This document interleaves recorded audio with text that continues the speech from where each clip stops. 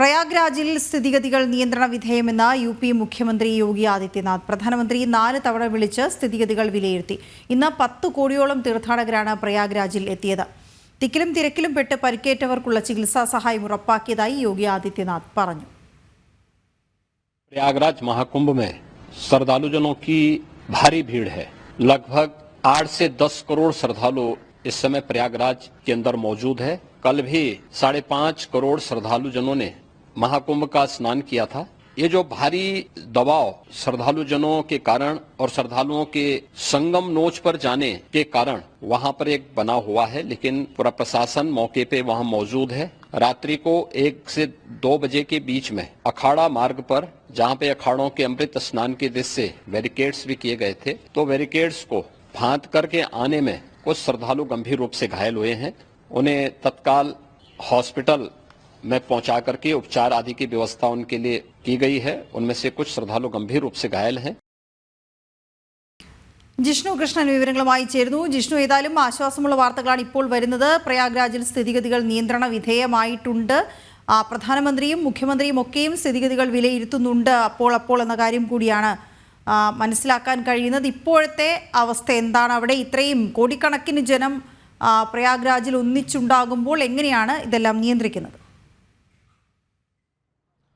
വീണ, മൗനി അമാവാസിയോടനുബന്ധിച്ച് ഭക്തകോടികളാണ് മഹാകുംഭമേളയിലേക്ക് ഒഴുകിയെത്തുന്നത്. അതിൻ്റെ ഭാഗമായുള്ള വലിയ തിരക്ക് നിലവിൽ പ്രയാഗ്രാജിൽ അനുഭവപ്പെടുന്നുണ്ട്. ഇന്നലെ മാത്രം 5.5 കോടിയിലധികം ഭക്തർ പുണ്യസ്നാനം നടത്തി എന്നുള്ളതാണ് ഈ മുഖ്യമന്ത്രി തന്നെ അറിയിച്ചിട്ടുള്ളത്. നിലവിൽ പ്രയാഗ്രാജിലെ സ്ഥിതിഗതികൾ സംബന്ധിച്ച് മുഖ്യമന്ത്രി യോഗി ആദിത്യനാഥ് ഉന്നതതല യോഗം ചേർന്നുകൊണ്ട് സ്ഥിതിഗതികൾ വിലയിരുത്തിയിട്ടുണ്ട്. ഇന്ന് 10 മണി വരെ മാത്രം 3 കോടിയിലധികം ഭക്തരാണ് പുണ്യസ്നാനം നടത്തിയിട്ടുള്ളത്. 10 കോടിയിലധികം ഭക്തർ ഇന്ന് പ്രയാഗ്രാജിലേക്ക് എത്തിയിട്ടുണ്ട്. അതുകൊണ്ട് വലിയ തിരക്ക് കുംഭമേളയിൽ അനുഭവപ്പെടുന്നു. അതിനിടയിൽ ചില തിരക്ക് കാരണം അപകടം റിപ്പോർട്ട് ചെയ്ത പശ്ചാത്തലത്തിൽ ദ്രുതഗതിയിലുള്ള നടപടികൾ സ്വീകരിച്ചിട്ടുണ്ട് എന്നും പരിക്കേറ്റവരെ നിലവിൽ ആശുപത്രിയിലേക്ക് മാറ്റിയിട്ടുണ്ട്. വ്യാജ പ്രചരണങ്ങൾ നടത്തരുത് എന്നുള്ളതാണ് മുഖ്യമന്ത്രി യോഗി ആദിത്യനാഥ് ചൂണ്ടിക്കാട്ടിയിട്ടുള്ളത്. പ്രധാനമന്ത്രി നരേന്ദ്രമോദി, ആഭ്യന്തരമന്ത്രി അമിത്ഷാ എന്നിവർ മുഖ്യമന്ത്രിയെ നേരിട്ട് വിളിച്ച് നിലവിലെ സ്ഥിതിഗതികൾ വിലയിരുത്തി തിരക്ക് നിയന്ത്രിക്കുന്നതിനും തിരക്ക് പൂർണ്ണമായും നിയന്ത്രിക്കുന്നതിനും ഒപ്പം ക്രമീകരണങ്ങൾക്കുമായി